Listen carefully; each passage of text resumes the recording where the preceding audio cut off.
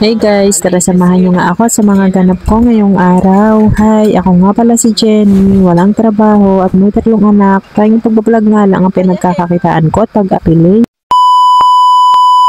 Ngayong araw, eto na nga at kagigising ko nga lang. Kaya heto't nagligpit-ligpit nga muna ako ng aming hinigaan. Bago nga ako nakapaglikom dito ng hinigaan, ay eto nga at nag-amusan lang nga kami kanina. Kaya eto't hindi ko na nga lang na-video. Pagkatapos ko nga mag-amusal dyan, eto't inuna ko na din nga itong pagliligpit at paglilinis nga ng bahay. Ang inalmusal nga lang mga anak ko ay eto ngang suman. Tapos meron nga champurado at meron din nga puto. Hindi na nga lang ako nakapag-video nung nakapag-amusal na nga kami. At heto nga at nang matapos nga mag-amusal, eto't may pupo nga yung bata. Kaya heto at niliguan ko na lang nga muna. Tayong mga nanay, pagkatapos nga nating magligpit ng mga hinigaan natin, mag-amusal, ito naman nga ang ating alamin na magpaligo nga ng anak. Ito nga at yung panganay ko naman ang sinunod kong pinaliguan. Sabi ko nga, ito namang aking pangalawaing liliguan ko. Kahit naman hindi ko sila liguan, ay maalam nang sila maligo ng sarili nila. Kaso nga lang, hindi sila gaanong nakakapaghilod, kaya heto at ako na lang nga muna ang nagpaligo. Dahil nga Sabado naman ngayon, kaya tanghali na din nga sila na nakaligo. Minsan nga ipahapon na din nga ang mga yan naliligo dahil nga sa kakalaro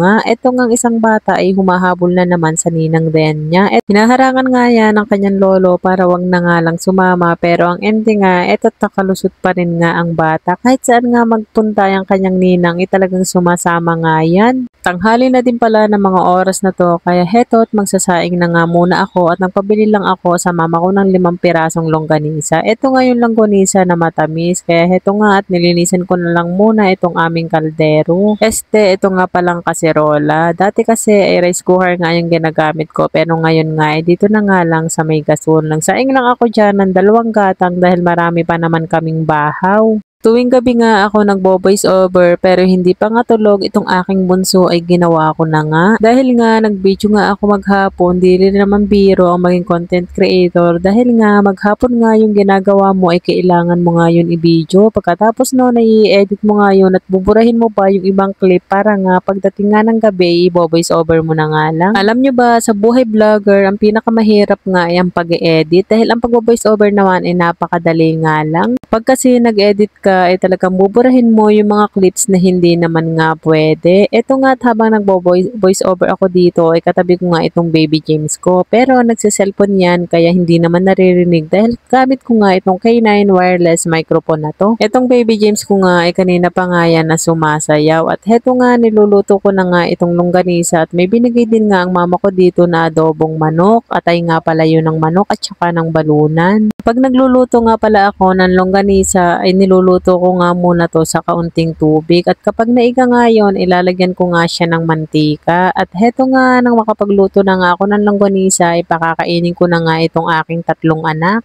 Ito nga, nang sinandukan ko nga itong aking anak, ito nga muna ang nilagay ko, itong atay nga ng manok. Dahil nga nung unang nilagay ko yung longganisa ay ayaw daw niya, kaya ito na lang atay ng manok ang nilagay ko. At pagkatapos nga niyan, kami naman 3 ay sabay-sabay na nga kaming kumain dito. Ito na nga lang tupper ang ginagawa namin lamesa dahil nga wala pa nga kaming lamesa. Pansamantala nga lang muna itong aming kainan, pero kung magkakaroon nga ako ng lamesa, ang gusto ko nga yun tama lang, ayaw ko nga ng malaki. Dahil kapag malaki nga yung lamesa, wala nang lalagyan dahil nga sobrang liit lang naman ang bahay namin. Kanina nga ipinakain ko na itong bunso ko pero ayaw daw niya tapos niluluwa pa nga. Tapos naman nung kumain nga ako dito, tignan nyo naman at kamali-mali din nga na nagpapasubo pa nga ang bata. Nang matapos naman nga ako na kumain dito, kaming 3 ay nag-imis na rin nga ako ng plato at hindi ko na nga yun na video dahil nalobat nga yung cellphone ko. At heto nga at sabi ko nga sa kanya ay matulog na at mga oras nga na yan ay kagigising nga lang ng bata na yan. Eto nga at marami nga siyang dalang pagkain at bigay nga daw yun ng tita niya. Tapos, tignan nyo naman, gabi na nga dito, tignan nyo naman ang pula nga ng langit. Grabe, nakakatakot. Ito nga pala yan sa amin sa Batangas.